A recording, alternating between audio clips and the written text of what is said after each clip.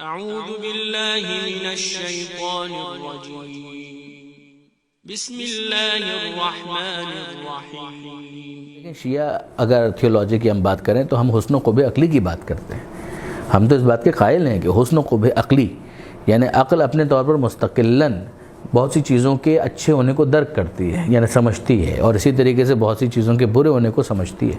اگر ایسا نہ ہوتا تو پھر میں آپ سے عرض کرتا ہوں کہ آپ غور کیجئے کہ یہ جو خدا کو ماننے والے نہیں ہیں، جو نقل کے ماننے والے ہی نہیں ہیں، آپ ان کے ساتھ گفتگو کس بنیاد کے اوپر کریں گے؟ اگر آپ ان سے گفتگو کریں گے کہ یہ ہمارے معصوم نے کہا ہے تو وہ کہے گا معصوم آپ کا ہوگا، میں تو نہیں مانتا بھی، ہمارے رسول نے کہا۔ یہ نقل ہے نا، نقل اسی کو کہتے ہیں، یعنی حدیث کے ذریعے سے یا کوئی آیت آپ لے کر آئیں گے تو یہ آیت اور حدیث تو وہ مانے گا نا جو اس پر ایمان لا چکا ہے۔ ابھی تو آپ گفتگو اس سے کر رہے ہیں کہ جو قرآن مجید کو مان ہی نہیں رہا ہے، وہ کہتا ہے کہ یار میں تو خدا ہی کو نہیں مان رہا، تو آپ مجھ سے قرآن کی آیت کہہ رہے ہیں کہ یہ خدا کا کلام ہے۔ یہی میں نے آپ سے عرض کیا ہے کہ رسول اللہ کو تو وہ مانے گا نا جو اللہ کو مانے گا۔ پھر آپ رسول اللہ کی بحث کریں کہ بھائی یہ اللہ ہی اسی اللہ کے رسول ہیں۔ آپ ولی اللہ کی بات کریں، وہ اللہ کو تو مانے، آپ کہیں وصی و رسول اللہ تو رسول کو تو مانے وہ، تب تو آپ اس سے یہ گفتگو کر سکتے ہیں۔ ورنہ آپ کی گفتگو جو ہے وین ہے، یعنی ضائع ہے، آپ کی گفتگو کا کوئی مقصد نہیں ہے، یعنی آپ کی گفتگو جو ہے بیس لیس بن جائے گی۔ آپ اس سے جب گفتگو کر رہے ہیں تب تو آپ عقل ہی کے ذریعے سے گفتگو کریں گے۔ آپ اس کے بعد پھر میں حسن و قبح عقلی کی بات کر رہا تھا۔ عدل اچھی چیز ہے، ظلم بری چیز ہے۔ اس میں یعنی کیا دنیا کے اندر دو اوپینینز پائے جاتے ہیں۔ ایون جو ظلم کرنے والے ہیں وہ بھی اپنے آپ کو ظالم کہلوانا پسند نہیں کرتے۔ وہ بھی جب ظلم کرتے ہیں تو عدل کی ریپنگ کے اندر ظلم کرتے ہیں۔ وہ کہتے ہیں ہم تو عدل کرتے ہیں، ہم ظلم نہیں کر رہے ہیں، ہم تو عدل ہی کر رہے ہیں۔ یعنی عدل کی اچھائی اتنی مسلم ہے، ظلم کا برا ہونا اتنا مسلم ہے کہ جس کے لیے سمجھانے کے لیے نہ کسی آپ کو آیت کی ضرورت ہے، نہ آپ کو کسی حدیث کی ضرورت ہے۔ ہاں اس کے بعد آیتیں اور حدیثیں اس کو فردر ایلوبریٹ کر سکتی ہیں، اس میں کوئی شک نہیں ہے۔ ہاں اگر آپ مثال کے طور پر کہیں گے فجر کی 2 رکعت نماز، وہ 2 رکعت ہونی چاہیے یا 20 رکعت ہونی چاہیے، یہ عقل کا کام نہیں ہے۔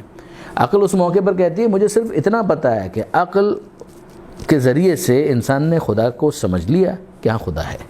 اب اس کے بعد جب وہ خالق ہے، وہ مالک ہے، تو اس کی اطاعت ہونی چاہیے۔ یہ عقل کا فیصلہ ہے کہ جب اگر تم کہو کہ میں نے خدا کو نہیں مانا، ونس اگر ایک انسان کہتا ہے کہ میں نے خدا کو مان لیا، خدا کا یہ رسول ہے اس کو میں نے مان لیا، تو سیدھی سی بات ہے رسول تو وہ تھا ہی اس لیے کہ پیغام دے۔ تو وہ پیغام کیا ہے؟ وہ جو بھی پیغام ہے، وہ ایکس ہے، وہ وائی ہے، وہ زیڈ ہے، اس کو مجھے ماننا ہے۔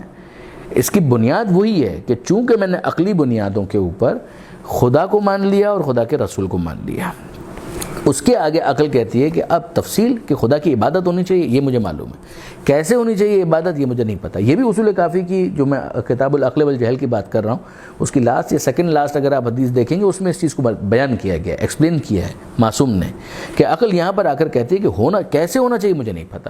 اب روزے جو ہے ماہ رمضان کے ہونے چاہیے یا شعبان کے ہونے چاہیے، عقل کہتی ہے مجھے نہیں معلوم۔ روزہ ہونا بھی چاہیے یا نہیں ہونا چاہیے، عقل کہتی ہے مجھے نہیں پتہ۔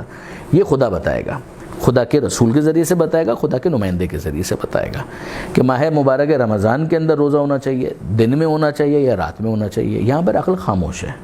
عقل کہتی ہے اب ڈو ایز ڈائریکٹڈ، بات بالکل صحیح ہے، لیکن اس کے لیے آپ کیا کریں گے کہ جو مثلاً ابھی خدا ہی کو نہیں مان رہا، اس کے لیے تو ظاہر ہے کہ یہی کریں گے۔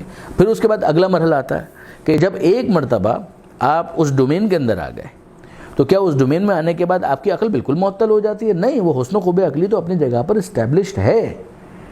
وہ حسن و قبح عقلی جو ہے وہ اپنی جگہ پر اسٹیبلشڈ ہے۔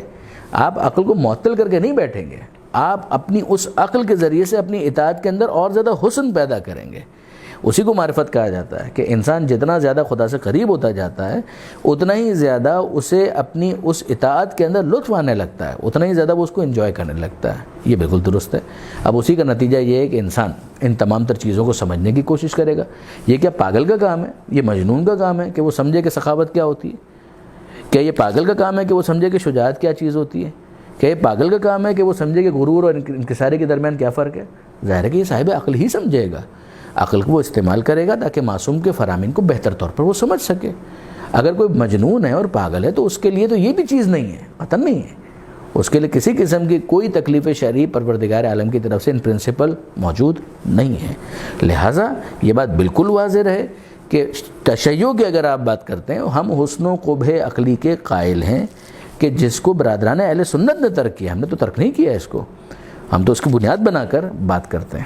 آپ غور کیجئے ایک شخص ہے وہ نبوت کا دعویٰ کرتا ہے اور وہ کہتا ہے کہ بھائی میں اللہ کا نبی ہوں، ٹھیک ہے جی. اب آپ اس کو طول تاریخ کے اندر ذرا سمجھنے کی کوشش کیجیے گا. اس نے اگر یہ دعوی نبوت کیا ہے تو آپ پہلا اسے سوال کیا کریں گے؟ آپ کے پاس ثبوت کیا ہے؟ یا آپ مطالبہ کس بنیاد پر کر رہے ہیں؟ آپ کی عقل آپ کو کہہ رہی ہے کہ یہ دعویٰ سچا بھی ہو سکتا ہے، جھوٹا بھی ہو سکتا ہے، تو there must be some proof behind. اس پروف کو آپ نے کیسے ڈیمانڈ کیا ہے؟ اسی لیے ڈیمانڈ کیا کہ آپ کی عقل کہہ رہی ہے کہ صاحب اس کے پاس کوئی ایسا ثبوت ہونا چاہیے. اب اس نے مثال کے طور پر ایک ثبوت جو ہے وہ پیش کر دیا، کوئی معجزہ دکھا دیا. عقل یہ کہتی ہے کہ پروردگار عالم جھوٹے نبی کو معجزہ نہیں دے گا. پروردگار عالم کی شان کے خلاف ہے کہ وہ جھوٹے نبی کو معجزہ دے دے. اس لیے اگر واقعاً یہ معجزہ دکھا رہا ہے تو مجھے اس پر ایمان لانا چاہیے. یہ عقل کے فیصلے ہیں. ورنہ آپ مجھے بتائیے کہ اگر حسن و خوب عقلی کچھ نہیں ہوتا تو پھر اس کا نتیجہ کیا ہونا چاہیے کہ اگر پروردگار نے کسی جھوٹے کو معجزہ دے دیا تو دے دیا، کیا فرق پڑتا ہے؟ ہر چیز کے اوپر قدرت رکھتا ہے نا، وہ تو اللہ کل شیء قدیر ہے، وہ تو ہر چیز کے اوپر قدرت رکھتا ہے. تو ٹھیک ہے، اس نے ایک جھوٹے انسان کو معجزہ دے دیا، ایسا معجزہ دے دیا جو کوئی انسان بشری طاقت سے اس کا جواب نہ لا سکے. کیا یہ چیز ایکسیپٹیبل ہوگی؟ نہیں ہوگی. تو کس بنیاد پر؟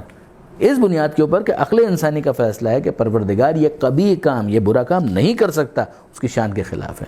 وہ جو کہا جاتا ہے سبحان اللہ، اللہ بے عیب ہے، تعالی اللہ عما یشرکون، اللہ اس سے بالاتر ہے جو یہ مشرک بیان کرتے ہیں. تو عقل انسانی ہی کے ذریعے سے آپ نے اس بات کو جج کیا کہ آیا یہ شخص واقعاً اپنے نبوت کے دعوے کے اندر سچا ہے یا جھوٹا ہے. اور اس کے بعد پھر اسی طرح سے سلسلہ یہ آگے بڑھے گا. سبسکرائب کیجئے ذکر ٹی وی اور اس علم کے سفر میں ہمارے قدم کے ساتھ قدم ملائیے.